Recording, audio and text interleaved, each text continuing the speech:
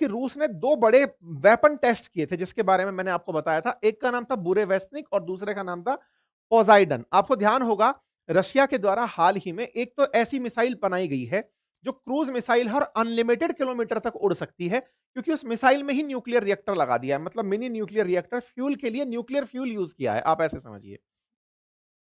दूसरा, उन्होंने एक ऐसा टॉर्पिडो बनाया है जो सबमरीन के रूप में चलेगा, समुद्री ड्रोन बनाया है जिसका नाम पोसाइडन है, जिसके अंदर भी ऐसा सिस्टम लगा हुआ है कि उसको भी रेंज अनलिमिटेड टाइप की मिल गई, कहीं भी गुप्त रूप से जाकर के फट के आ सकता है।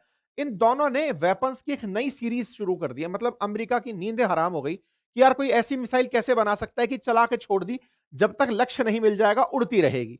दूसरी तरफ चलाकर छोड़ दिया गया है एक और ड्रोन को, समुद्र के अंदर तैरेगा, मतलब ड्रोन है, उड़ना चाहिए लेकिन वो तैरने वाला बना दिया है, तैरेगा और जब तक लक्ष्य नहीं मिल जाएगा तैरता रहेगा। इन्होंने तो क्रांति ला दी। ट्रंप झटपटा गए थे इस बात से, और जब शी जिनपिंग से मिलने गए थे उस समय एकदम बौखला गए, तुरंत बोल दिया कि जाओ जाओ हम भी टेस्ट करेंगे। और दूसरा फिर ये क्या किए ट्रंप महोदय, ये अपनी एक मिसाइल निकाल लाए और मिसाइल चलवा दिए। इसकी न्यूज निकल कर आती है वेंडनबर्ग स्पेस फोर्स बेस से। जैसे ना अमेरिका ने अपना डिपार्टमेंट ऑफ डिफेंस की जगह डिपार्टमेंट ऑफ वॉर बना रखा है, ऐसे ही space force and nuclear force बना रखी है। मतलब ये नेक्स्ट लेवल पर रहते हैं हमेशा। तो ऐसे में ये लिख कहते हैं कि हमने अपनी एक मिनट मैन करके मिसाइल है उसका परीक्षण किया है। तो साहब इन्होंने अपनी एक मिसाइल चला दी जिसका नाम मिनट मैन है, और वो मिनट मैन मिसाइल जो चलाई है इन्होंने, वो स्पेस फोर्स बेस के द्वारा चलाई गई। और ये पहले 21 मई को चलाई गई थी, लेकिन कल फिर से एक बार चलाई इन्होंने। ये जो मिनट मैन बेस करके मिसाइल है, ये अंतरिक्ष में 13,000 किलोमीटर तक उड़ सकती है, और ये इनका न्यूक्लियर वॉर हेड है असल में। तो वेंडेनबर्ग स्पेस फोर्स स्टेशन से इस मिसाइल को चलाया गया। इसका उपयोग कोल्ड वॉर के दौरान किया गया था, यानी कि उस समय बनाया गया था कि यदि न्यूक्लियर बम यूज करना हो तो ये मिनटमैन नाम की जो मिसाइल है इसका हम उपयोग करेंगे।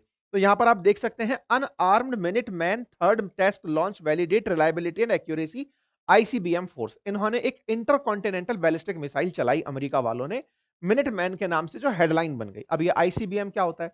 देखिए, जैसे भारत ना एक कॉन्टिनेंट में है जिसका नाम एशिया है, ऐसे साउथ अफ्रीका अफ्रीकी कॉन्टिनेंट में है, जैसे यूके यूरोप नामक कॉन्टिनेंट में है, ऐसे दुनिया के 7 बड़े कॉन्टिनेंट हैं। तो एक कॉन्टिनेंट से दूसरे कॉन्टिनेंट में जो पार कर जाए या मार कर जाए उसे आईसीबीएम कहते हैं। जनरली ऐसी मिसाइलें जो इंटर कॉन्टिनेंटल बैलिस्टिक मिसाइलें होती हैं, ये सामान्यतः 5000 किलोमीटर से दूर जाकर के मार कर सकती हैं। तो अमेरिका ने जो मिसाइल बनाई है ये भी आईसीबीएम है, बनाई आज की नहीं है, बहुत पुरानी मिसाइल है, लेकिन कहा जाता है कि 13,000 किलोमीटर दूर तक जाकर मार कर सकती है। 1970 से ये अपॉइंटेड है, यानी कि कोल्ड वॉर एरा से।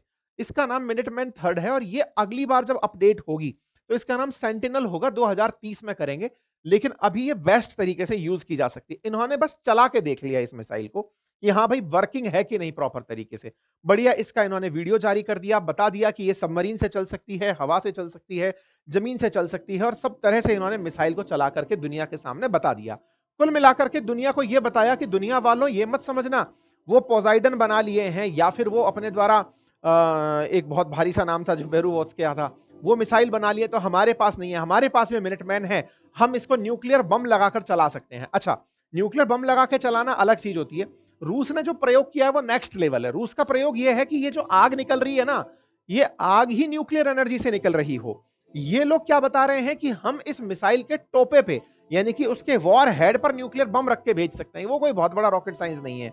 रॉकेट साइंस जो बड़ा है वो ये कि ये जो फ्यूल बर्न हो रहा है, ये बर्न हो ही ना, ये इसकी जगह न्यूक्लियर एनर्जी हो, इस तरह के सीन ही ना आए, वो काम बड़ा काम कंसीडर किया जाता है। ठीक है, बट कोई बात नहीं साहब, इन्होंने अपनी कैपेबिलिटीज दुनिया के सामने रख दी। कहा कि 15,000 माइल प्रति घंटे की रफ्तार से हमारी मिसाइल उड़ सकती है और ये दूर तक जाकर मार कर सकती है। फिर सबकी जानकारी जुटाई गई कि भाई इनके पास ऐसा है तो कितनी संख्या है ऐसी। बोले साहब इनके पास में 400 मिनटमैन मिसाइलें हैं जिनका यूज किया जा सकता है। ऐसे अगर आपको आंकड़ा दिया जाए तो रशिया के पास में 286 इंटरकॉन्टिनेंटल बैलिस्टिक मिसाइल हैं।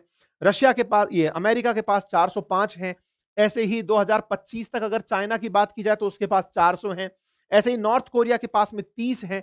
भारत के पास अग्नि 5 है, लेकिन उसकी संख्या नहीं पता है क्योंकि अभी ये सब टेस्टिंग के दौर में है। मतलब एक तरह से यूज में आ रही है, मतलब अभी इनके काउंट्स बाहर नहीं आए हैं। ठीक है, ऐसे ही जो इजराइल है उसके पास भी आईसीबीएम मिसाइल, लेकिन वो बताया नहीं कितना दूर वाली मिसाइल है। कुल मिलाकर आईसीबीएम मिसाइलें होना किसी दुनिया की ताकत में इजाफा माना जाता है।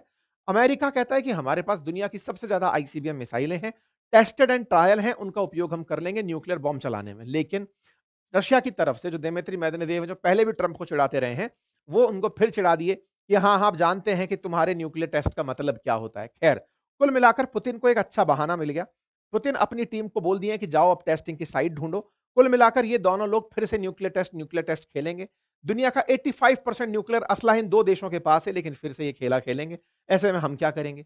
हमारे पास भी बताया जाता है कि 180 न्यूक्लियर बॉम्ब्स हैं। भारत को भी चाहिए कि ऐसी होड़ में अपना भी पत्ता साफ कर ले। खुद थोड़े बहुत और परीक्षण कर ले ताकि ये लोग शांत हो जाएँ, इन्हें लगे कि अरे! इंडिया वाले फिर आ गए।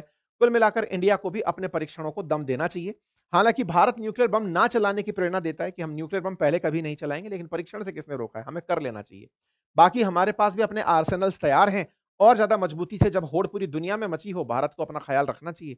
बस आज के लिए इतना ही, बाकी आप लोग इस विषय पर क्या सोचते हैं? अपनी राय ज़रूर रखें। बाकी इस